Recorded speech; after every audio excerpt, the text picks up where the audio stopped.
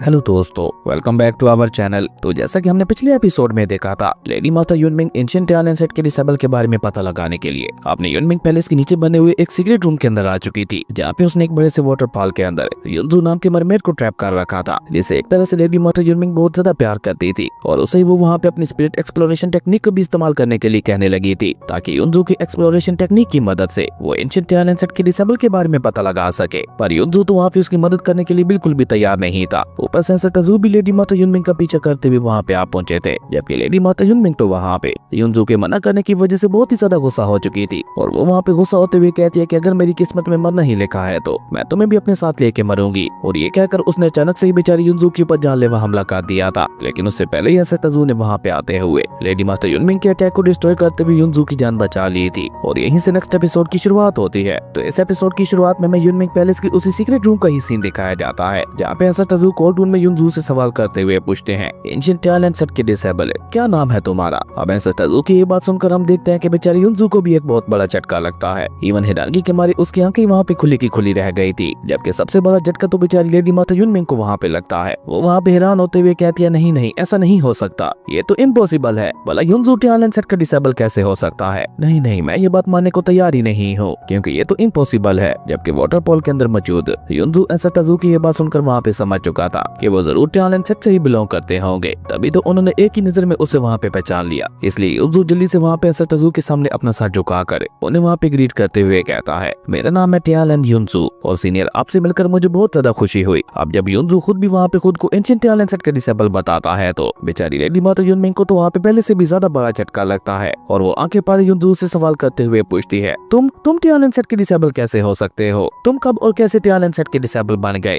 जिस पे युनजू वहाँ पे स्माइल करके उसे जवाब देते हुए कहता है, मैं तो शुरू से लेकर एंड तक ही टैलेंट सेट का डिसेबल था और हमेशा टैलेंट सेट का ही डिसेबल रहूंगा। उसके बाद युनजू सभी को अपनी कहानी बताते हुए सभी को लाखों साल पहले ले जाता है और लाखों साल पहले हमें वहाँ पे एंशिएंट टैलेंट सेट का ही सीन दिखाया जाता है, जहाँ पे युनजू एंशिएंट टैलेंट सेट के गार्डन में काम कर रहा था। असल में युनजू एक मरमेड था और वो ऑलरेडी मरमेड ट्राइब से बिलोंग करता था, इसलिए टैलेंट सेट उसे अपना डिसेबल मानने को तैयार ही नहीं था। लेकिन युनजू भी उस समय किसी भी हालत में खुद को टैलेंट सेट का डिसेबल बनाना चाहता था, इसलिए वो हर बार खुद ब खुद ही टैलेंट सेट में आकर वहाँ पे छोटे मोटे काम किया करता था, जैसे कि बाकी सभी डिसेबल्स करते थे। और हमेशा की तरह आज भी युनजू वहाँ पे गार्डन के अंदर काम कर रहा था। तभी एंशिएंट टैलेंट सेट के एक मास्टर वहाँ पे आकर युनजू से सवाल करते हुए पूछते हैं, तुम दोबारा यहाँ पे क्यों आ गए। जिस पे युनजू भी वहाँ पे मासूम बनकर उन्हें जवाब देते हुए बताता है कि मैं बैकयार्ड के अंदर मौजूद स्पिरिचुअल पेट को ऑलरेडी खाना खिला चुका हूँ और उसी के साथ साथ मैंने गार्डन के अंदर मौजूद सभी फ्लावर्स को पानी भी दे दिया है। और अगर जैसा मैं सोच रहा हूँ सब कुछ वैसा ही रहा तो हमारा टैलेंट सेट हरियाली से पूरी तरह से भर जाएगा। और वो मास्टर कल्टीवेटर जिसका नाम लियोजियान था,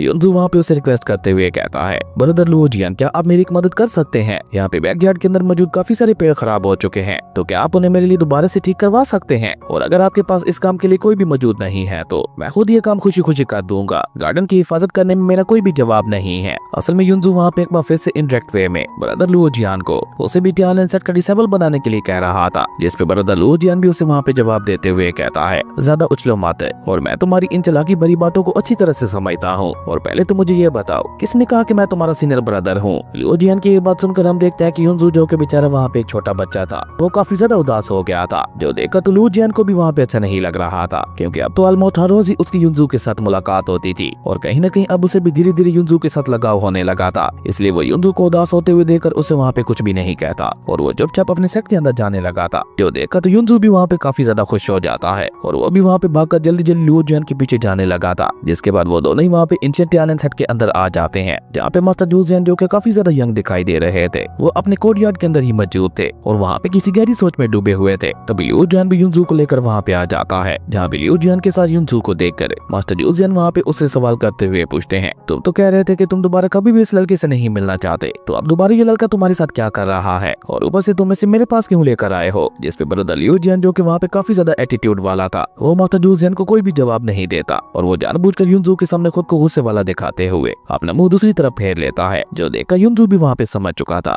कि ब्रदर लियोजियान उसकी सिफारिश नहीं करने वाले, उसे खुद से ही मास्टर लियोजियान से रिक्वेस्ट करनी होगी। इसलिए युनजू जल्दी से वहाँ पे मास्टर लियोजियान के सामने झुकते हुए अपने घुटनों पे आ गया था और एक के बाद एक वो वहाँ पे 3 बार मास्टर लियोजियान के सामने अपना सर झुकाते हुए उनसे कहता है, इमोर्टल मास्टर, भले ही मैं एक डीमन हूँ पर उसके बावजूद भी टैलेंट सेट का डिसेबल बनने के लिए मेरे अंदर काफी ज्यादा काबिलियत है। अगर आपको यकीन नहीं होता तो आप मेरी काबिलियत को चेक भी कर सकते हैं। और ये कहकर युनजू वहाँ पे अपनी डीमन मैजिक कोर को बाहर निकाल कर उसे वहाँ पे मास्टर जूजियन के सामने पेश करते हुए कहता है, ये मेरी डीमन मैजिक कोर है, प्लीज इसे अपने पास रख लीजिए। युनजू की डीमन मैजिक कोर 10 लाख साल पुरानी थी, जिसे देखकर मास्टर जूजियन भी वहाँ पे स्माइल करते हुए कहते हैं, ओ तो तुम एक 10 लाख साल पुरानी मरमेड हो। तो लिटिल गाय, क्या तुम्हें मेरा टैलेंट सेट इतना ज्यादा पसंद आ गया है कि तुम अपनी डीमन मैजिक कोर भी मुझे देने के लिए तैयार हो? जिस पे युनजू सीरियस होते हुए हाँ में अपना सर हिला देता है। युनजू की ये बात सुनकर तो हम देखते हैं कि मास्टर जूजियन के फेस के ऊपर भी एक स्माइल आ जाती है। युनजू अब उन्हें हर तरह से अपने टैलेंट सेट का डिसेबल बनने के लिए कैपेबल दिखाई दे रहा था, इसलिए वो खुद आगे बढ़कर युनजू को उसकी डीमन मैजिक कोर वापस करते हुए उससे कहते हैं, तुम अपनी डीमन मैजिक कोर को वापस अपने पास ही रख सकते हो। मैं आज से और अभी से ही तुम्हें अपने टैलेंट सेट का डिसेबल एक्सेप्ट करता हूँ। वैसे भी तुम्हें मेरे टैलेंट सेट का डिसेबल बनने के लिए मुझे कोई गिफ्ट देने की जरूरत नहीं है, और वैसे भी टैलेंट सेट किसी को भी अपना डिसेबल बना सकता है, वो चाहे फिर किसी भी रेस से बिलोंग करता हो। टैलेंट सेट को इस बात से फर्क नहीं पड़ता, टैलेंट सेट को सिर्फ एक ही बात से फर्क पड़ता है, और वो है वफादारी। तुम जितना ज्यादा टैलेंट सेट के साथ वफादार रहोगे मुझे उतनी ज्यादा खुशी होगी, और वही होगा मेरे लिए सबसे बड़ा तोहफा। मास्टर जूजियन की ये सारी बातें सुनकर तो हम देखते हैं कि युनजू के मन में उनके लिए इज्जत वहाँ पे और भी ज्यादा बढ़ चुकी थी, जो देखकर मास्टर जूजियन भी वहाँ पे मुस्कुराते हुए ब्रदर लू जियान से कहते हैं, आज से ये भी हमारे टैलेंट सेट का ही एक हिस्सा है, जाओ इसे अपने साथ ले जाओ। जिस पे ब्रदर लू जियान भी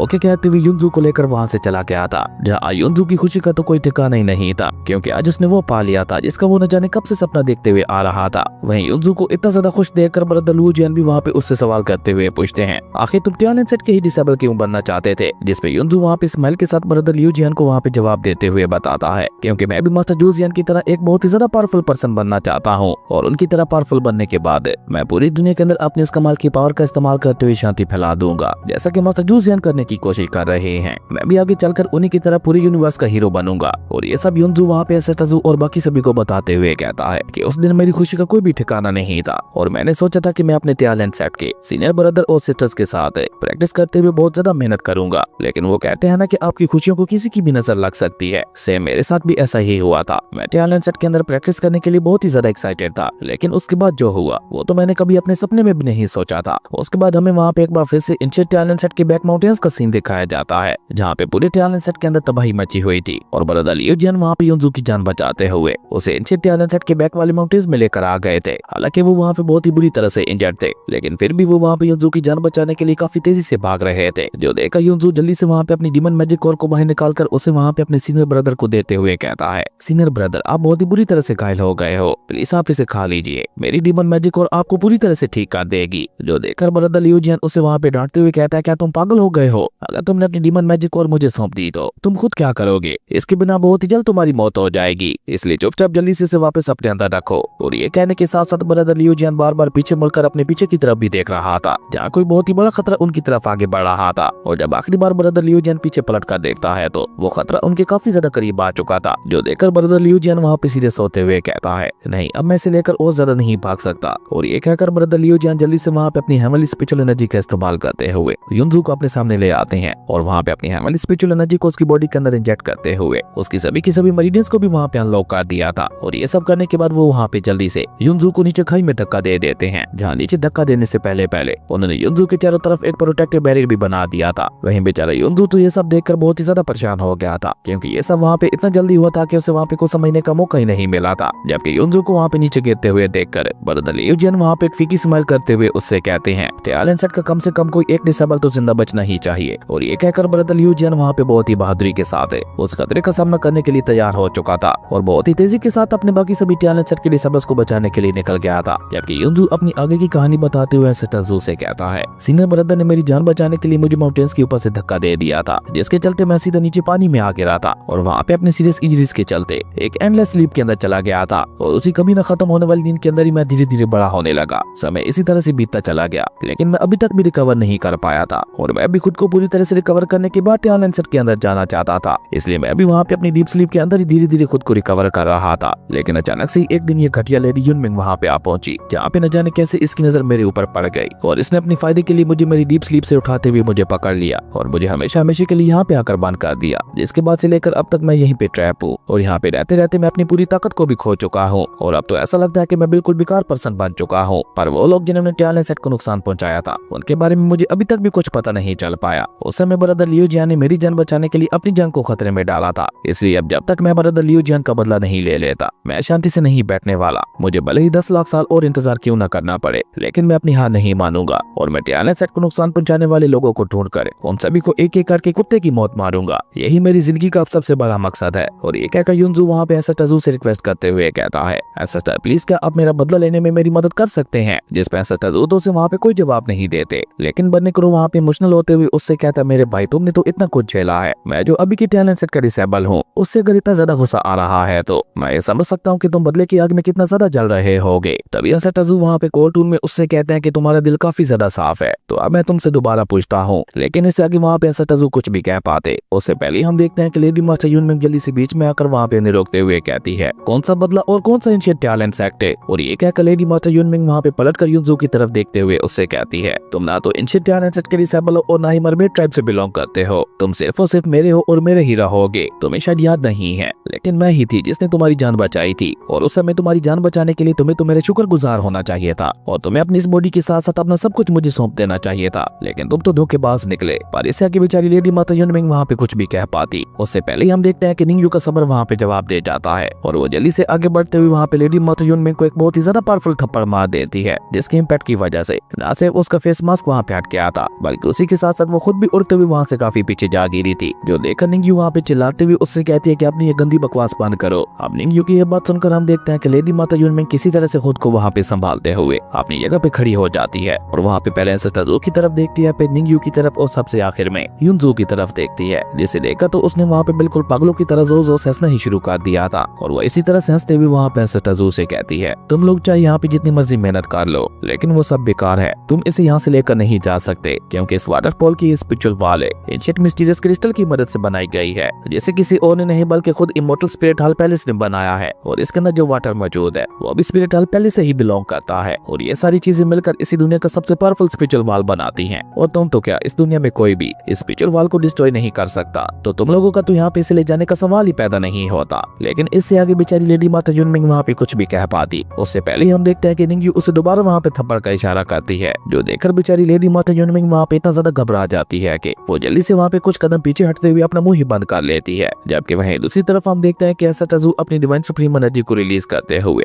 एक चुटकी बजाकर कहते हैं क्रैकिंग दी सकाए, और उनके ऐसे कहते ही वहाँ पे इतनी ज्यादा powerful divine supreme energy release होती है कि उस एंशिएंट स्पिरिचुअल वॉल के अंदर भी क्रैक्स आने शुरू हो गए थे, जो देखकर तो युनजू भी काफी ज्यादा खुश दिखाई दे रहा था। और इसी तरह देखते ही देखते एक बहुत बड़े एनर्जी ब्लास्ट के साथ वो स्पिरिचुअल वॉल पूरी तरह से डिस्ट्रॉय हो जाती है, जिसके चलते हम देखते हैं कि वहाँ पे उस क्रिस्टल और उस पानी की बारिश होने लगी थी, जो देखकर तो बेचारी लेडी माता यूनमिंग को वहाँ पे अपनी आंखों पे यकीन ही नहीं हो रहा था कि एसेटाजू ने सिर्फ एक चुटकी बचाकर ही उस पूरी की पूरी स्पिरिचुअल वॉल को डिस्ट्रॉय कर दिया। और ये सीन वाकई गूज बम्प्स देने वाला था। जबकि एसेटाजू युनजू की तरफ देखते हुए कोल्टून में उससे कहते हैं, तुम्हारी मेरिडियंस के साथ साथ तुम्हारी स्पिरिचुअल वेन्स भी पूरी तरह से खत्म हो चुकी हैं, जिसके चलते तुम्हारी कल्टीवेशन और फाउंडेशन भी पूरी तरह से डिस्ट्रॉय हो चुकी है, और इसी वजह से तुम यहाँ पे अपनी जगह पे खड़े भी नहीं हो पा रहे। और ये कहकर एसेटाजू वहाँ पे गोल्ड पिल को बाहर निकालकर उसे वहाँ पे युनजू की बॉडी के अंदर इंजेक्ट करते हुए कहते हैं, सबसे पहले तो तुम इस पिल को रिफाइन करते हुए अपनी इंजरीज को हील करो। और एसेटाजू कैसा कहती हम देखते हैं कि एक ही झटके के साथ वो पूरी की पूरी पिल वहाँ पे युनजू की बॉडी ने रिफाइन कर ली थी, जिसे रिफाइन करने के साथ ही हम देखते हैं कि युनजू की सारी इंजरीज वहाँ पे पूरी तरह से हील हो चुकी थी, और वो दोबारा वहाँ पे अपने पैरों पे भी खड़ा हो चुका था। और सिर्फ इतना ही नहीं, उसे वहाँ पे काफी ज्यादा अच्छा भी महसूस हो रहा था। आज न जाने कितने ही सालों के बाद वो इस तरह से अपने पैरों पे खड़ा हो पा रहा था, और पानी के बारे सब कुछ सही से देख भी पा रहा था। जो देखकर युनजू सबसे पहले वहाँ पे एसेटाजू को देखकर ही इमोशनल होते हुए उनसे कहता है, मैं सब कुछ देख पा रहा हूँ। और ये कहते कहते युनजू बेचारा वहाँ पे और भी ज्यादा इमोशनल हो गया था। जो देखकर बर्निक्रो आगे बढ़कर वहाँ पे स्माइल करते हुए उससे कहता है, मेरे मास्टर एंशिएंट टैलेंट सेट के डिसेबल्स के साथ हमेशा इसी तरह से बहुत ही अच्छे से बिहेव करते हैं, क्योंकि अब टैलेंट सेट के ओनर कोई और नहीं बल्कि एसेटाजू ही है, इसलिए वो एंशिएंट टैलेंट सेट के डिसेबल्स को भी अपना डिसेबल्स मानते हैं। और ये कहकर जैसे युनजू वहाँ पे हिलने की कोशिश करता है तो बर्निक्रो उसे वहाँ पे रोकते हुए कहता है, टैलेंट सेट के अंदर हम सभी लोग बहन भाइयों की तरह रहते हैं, अपनी हालत देखो, तुम कितने ज्यादा कमजोर हो गए हो। और ये कहकर बर्निक्रो अपने पास से कुछ डीमन कोर्स को बाहर निकाल कर उसे वहाँ पे युनजू को पेश करते हुए कहता है, मेरे पास अभी भी काफी सारी रिफाइनिंग मैजिक कोर्स मौजूद हैं, जल्दी से इन्हें खाकर अपनी ताकत को बढ़ाओ, इन्हें खाते ही तुम्हें तुम्हारी सारी पावर भी वापस मिल जाएगी। लेकिन निंगयू पीछे से आकर बर्निक्रो को वहाँ पे रोकते हुए कहती है, अभी ये बहुत ही ज्यादा कमजोर है, जिसके चलते इसकी बॉडी इतनी जल्दी मैजिक कोर्स को रिफाइन नहीं कर पाएगी, और वैसे भी ये न जाने कितने सालों तक इस वाटरफॉल के अंदर ट्रैप रहा है, ये बहुत ज्यादा भूखा होगा, तो इसलिए अभी सबसे पहले तो इसे कुछ खाने दो। और ये कहकर निंगयू जल्दी से अपने पास से कुछ स्नैक्स को बाहर निकाल कर उसे वहाँ पे युनजू को पेश करते हुए कहती है, तुम बहुत ज्यादा भूखे होगे, जल्दी से इन्हें खा लो। अब बर्निक्रो और निंगयू का इतना ज्यादा प्यार देखकर तो बेचारी युनजू वहाँ पे और भी ज्यादा इमोशनल हो गया था। इवन इमोशनल होते हुए उसकी आंखों में आंसू भी आ चुके थे और वो वहाँ पे रोते हुए उनका शुक्रिया अदा करते हुए कहने लगा था, आप लोगों का बहुत बहुत शुक्रिया। वहीं युनजू को इस तरह से रोते हुए देखकर लेडी माता यूनमिंग गुस्से से वहाँ पे चिल्लाते हुए उससे कहती है, तुम इतने ज्यादा घटिया कैसे हो सकते हो? तुम बस एक मामूली सी पिल और कुछ घटिया केक्स के लिए ही बिक गए और इतना जल्दी उनका साथ देने के लिए रेडी हो गए। तो मेरा क्या तुम भूल गए कि मैंने तुम्हारे लिए कितना कुछ किया है? आज तक मैंने न जाने तुम्हारे ऊपर कितने ही ड्रेस और कितने ही पैसे खर्च किए, लेकिन तुमने एक बार भी सीधे मुंह से मुझे शुक्रिया अदा नहीं किया। लेकिन बेचारी लेडी माता यूनमिंग वहाँ पे ये बात कहा जानती थी कि प्यार को तो बस प्यार से ही खरीदा जा सकता है, और अभी वो वहाँ पे इसी तरह से गुस्से से चिल्लाती हुई वहाँ पे ये सब कह ही रही थी कि तभी हम देखते हैं कि एसेटजू उसे वहाँ पे एक ही झटके के साथ टेलीपोर्ट करते हुए अपने सामने ले आते हैं। तभी निंगयू भी वहाँ पे चिल्लाते हुए उससे कहती है, अगर उसने तुम्हारा शुक्रिया अदा नहीं किया तो मैं तुम्हारा शुक्रिया अदा कर देती हूँ। तुम्हारा बहुत बहुत शुक्रिया कि तुमने लाखों सालों तक इसे वाटर पूल के अंदर ट्रैप करके रखा और आधी से ज्यादा उसकी लाइफ को ऐसे ही खत्म कर दिया। क्या इन्हीं घटिया बातों के लिए तुम अपना शुक्रिया अदा करवाना चाहती हो? तभी एसेटजू भी वहाँ पे उसे कोल्टून में कहते हैं, तो तुम कहती हो कि तुम्हें युनजू से बहुत ज्यादा प्यार है और उसके लिए कुछ भी कर सकती हो, तो आई मैं तुम्हें वो पेन दूंगा जो कि युनजू पिछले लाखों सालों से सहते हुए आ रहा था। तुम्हें भी तो पता चले कि प्यार का दर्द होता क्या है। और ये कहकर एसेटजू अचानक से वहाँ पे अपनी डिवाइन सुप्रीम एनर्जी का इस्तेमाल करते हुए चुटकी बजाकर कहते हैं रिवर्स से, और उनके ऐसा कहते हैं हम देखते हैं कि उनकी डिवाइन सुप्रीम एनर्जी वहाँ पे चारों तरफ फैल जाती है, जो कि एक एक करके वहाँ पे स्पिरिचुअल वॉल और उस सारे वाटर को दोबारा से ठीक करने लगी थी। और सिर्फ इतना ही नहीं, इस बार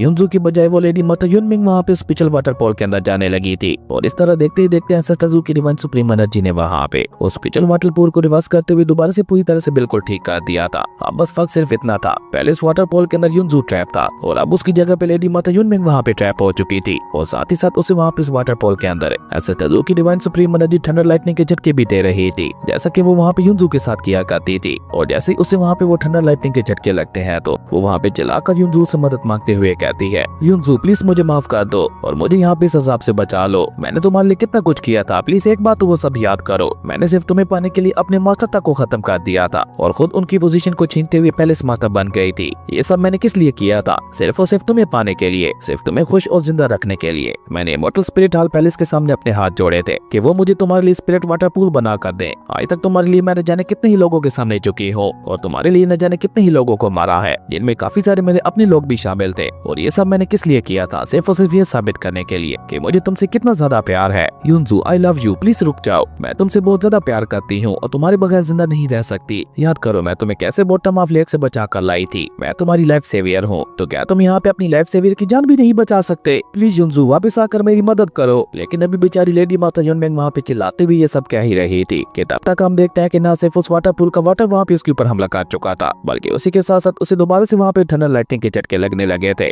जिसके चलते हम देखते हैं कि वहाँ पे एक ही झटके के साथ उसकी पूरी की पूरी मरीनेस वहाँ पे डिस्ट्रॉय हो जाती है, जिसके चलते वहाँ पे उसके मुंह से खून भी निकलने लगा था। और अब तो वो वहाँ पे दर्द के मारे और भी ज्यादा बुरी तरह से चिल्लाने लगी थी, जो देखकर बन्नी क्रो भी वहाँ पे बहुत ही एटीट्यूड के साथ उसे जवाब देते हुए कहता है, तुम्हें कभी युनजू से प्यार था ही नहीं, तुमने तो बस अपने फायदे के लिए उसे यहाँ पे ट्रैप कर रखा था। और अब जो दर्द तुम्हें यहाँ पे महसूस हो रहा है वो युनजू पिछले 10 लाख सालों से बर्दाश्त करते हुए आ रहा था। तुम सोच भी नहीं सकती कि बीते इन लाखों सालों में युनजू बेचारे ने कितना ज्यादा दर्द सहा होगा। तुम्हारे जैसी एक घटी औरत ये कभी भी नहीं समझ पाएगी कि असली प्यार होता क्या है। बेवकूफ कहेंगी, प्यार में तो लोग खुद को कुर्बान कर देते हैं, जबकि तुम अपने प्यार को पाने के लिए उसे यहाँ पे इतनी बुरी तरह से टॉर्चर कर रही थी। अब भुगतो अपनी की हुई गलतियों की सजा को। तुम्हारे साथ ऐसा ही होना चाहिए था। और युनजू को बचाने के लिए तो हम लोग यहाँ पे आ गए थे, लेकिन तुम्हें बचाने के लिए यहाँ पे कोई भी नहीं आने वाला और तुम्हारा ये टॉर्चर प्रोसेस अब हमेशा हमेशा के लिए चलने वाला है। बन्नी क्रो की ये बात सुनकर तो हम देखते हैं कि बेचारी लेडी माता यूनमिंग ने वहाँ पे और भी ज्यादा बुरी तरह से चलाना शुरू कर दिया था। ये थी हेल गॉड की सजा, क्योंकि एसेटजू के मुताबिक मौत तो एक ही झटके में किसी को भी दी जा सकती है, लेकिन अगर तुम किसी को सबक सिखाना चाहते हो तो उसे ऐसी भयानक सजा दो कि वो हमेशा हमेशा के लिए उसमें तड़पता रहे। खैर उसके बाद सीन चेंज होता है, हमें यूनमिंग पैलेस के एंट्रेंस गेट वाली जगह का सीन दिखाया जाता है, जहाँ पे निंगयू युनजू को पकड़ते हुए वो सीक्रेट रूम से लेकर बाहर आ चुकी थी। और जैसे ही बेचारा युनजू वहाँ पे सूरज की रोशनी में आता है तो वो तो वहाँ पे पहले से भी ज्यादा इमोशनल हो गया था, क्योंकि आज वो न जाने कितने ही लाखों सालों के बाद सूरज की रोशनी को देख पा रहा था। इसलिए वो अपने हाथ को ऊपर उठाकर अपने कांपते हाथों से सूरज की रोशनी को महसूस करते हुए वहाँ पे रोने लगा था। और रोते हुए वहाँ पे एसेटजू और निंगयू से कहता है कि मैंने तो ये सोच लिया था कि अब मैं दोबारा कभी भी सूरज की रोशनी को नहीं देख पाऊंगा। और ये कहकर बेचारा युनजू वहाँ पे इमोशनल होते हुए जल्दी से एसेटजू के सामने अपना सर झुकाते हुए एक बार फिर से वहाँ पे उनका शुक्रिया अदा करने लगा था, जो देखकर एसेटजू भी वहाँ पे कोल्ड टोन में उससे सवाल करते हुए पूछते हैं, तो तुम्हारी जैसे मरमेड्स भी टैलेंट सेट के लिए काम करते थे? जिस पे युनजू उन्हें वहाँ पे जवाब देते हुए बताता है कि आप बिल्कुल ठीक कह रहे हैं, मेरे जैसे मरमेड्स